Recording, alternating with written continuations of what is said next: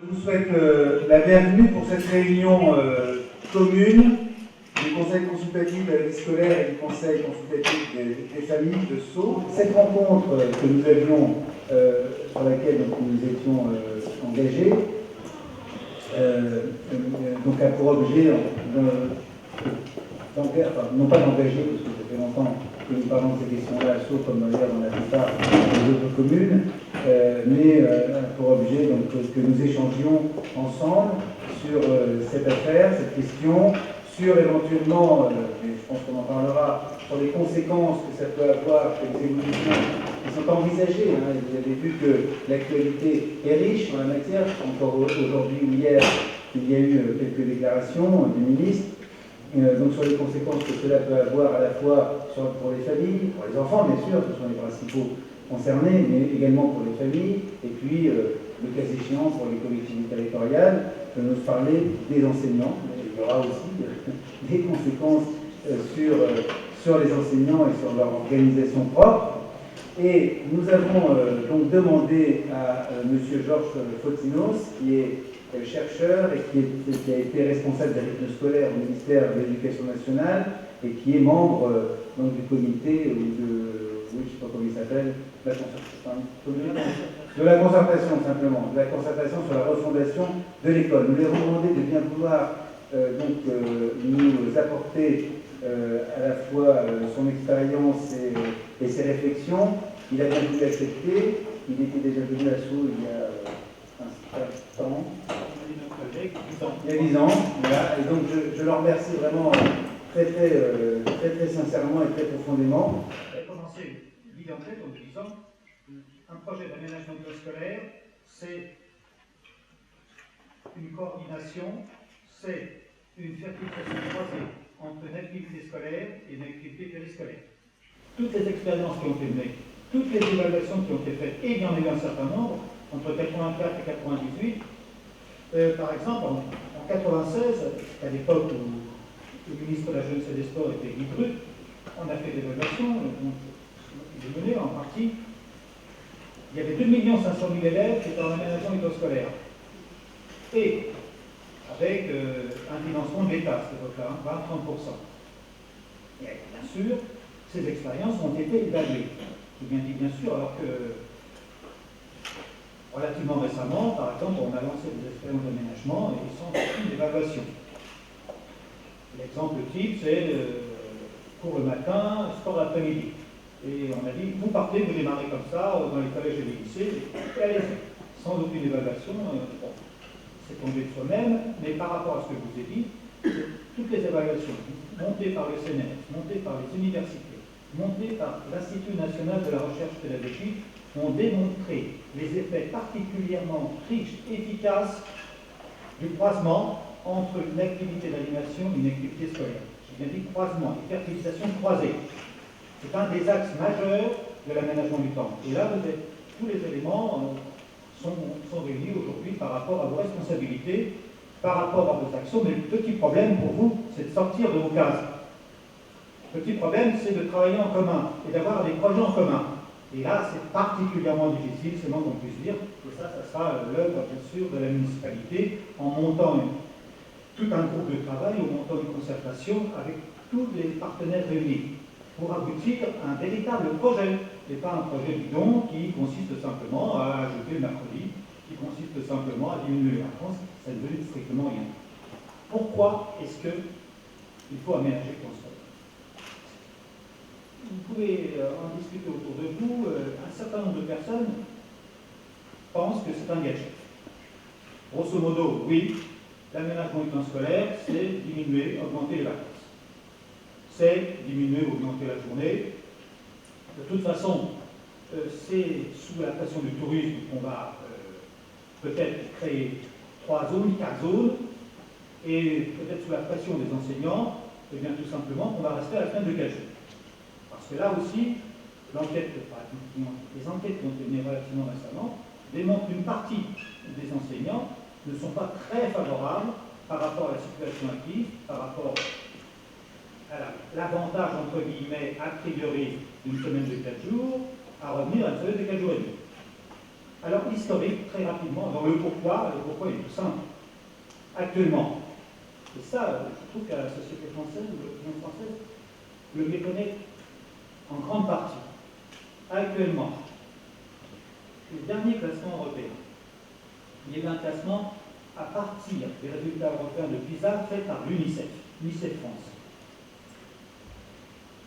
Nous avons classé, parce que je trouve que je suis aussi administrateur de l'UNICEF, mais là c'est une grosse équipe, c'est moins qu'on puisse dire, l'UNICEF international qui nous a aidés.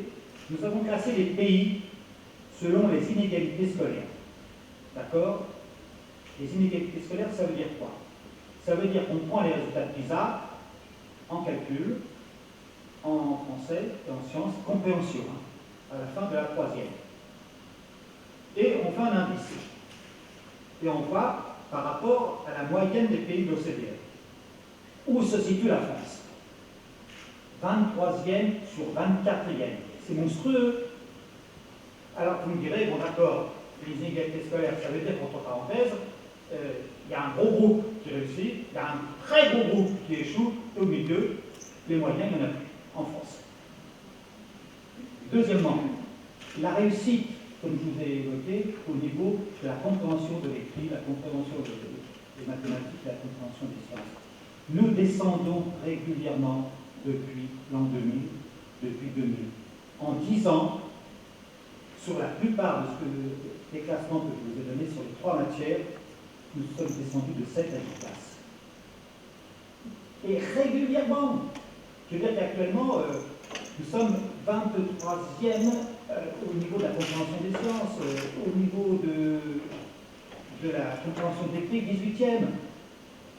Donc, vous voyez, sur 25. Donc là je dirais, c'est fort ce que je vous dis, c'est béton, comme diraient certaines personnes.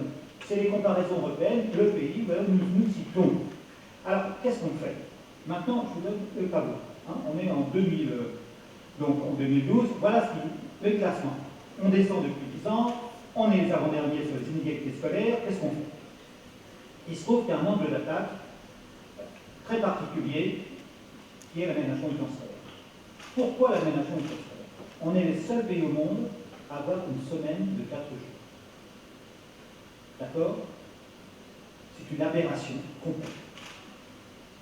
Deuxièmement, au niveau de l'Europe, nous sommes le pays qui avons le plus petit nombre de jours de classe. D'accord? 140. Et puis, au niveau de l'Europe, nous sommes le pays où il y a le plus de vacances. Attention, quand je dis vacances, j'additionne les vacances d'été avec les petites vacances, 4 fois 2. D'accord? 4 fois 2, 8, 8 et 9. Donc, vous voyez, c'est par rapport aux autres pays européens, on a sur toute la ligne une organisation du temps scolaire complètement aberrante par rapport aux autres pays. Et qu'est-ce que ça entraîne chez nous? Et c'est là où la réflexion a été relancée par Louis Chapelle, maintenant il y a 3 ans. Il l'a relancé politiquement parce que peut-être pensait-il que c'était médiatique et que ça allait occuper les esprits, etc. Simplement qu'il s'est aperçu au bout d'un certain temps, comme le gouvernement actuel, que toucher au rythme scolaire, c'est prendre un cactus entre les mains. Ça, on voit que notre ministre actuel, Louis Chapelle, entre parenthèses, ne sait plus très bien, les déclarations se succèdent au jour le jour et sont différentes.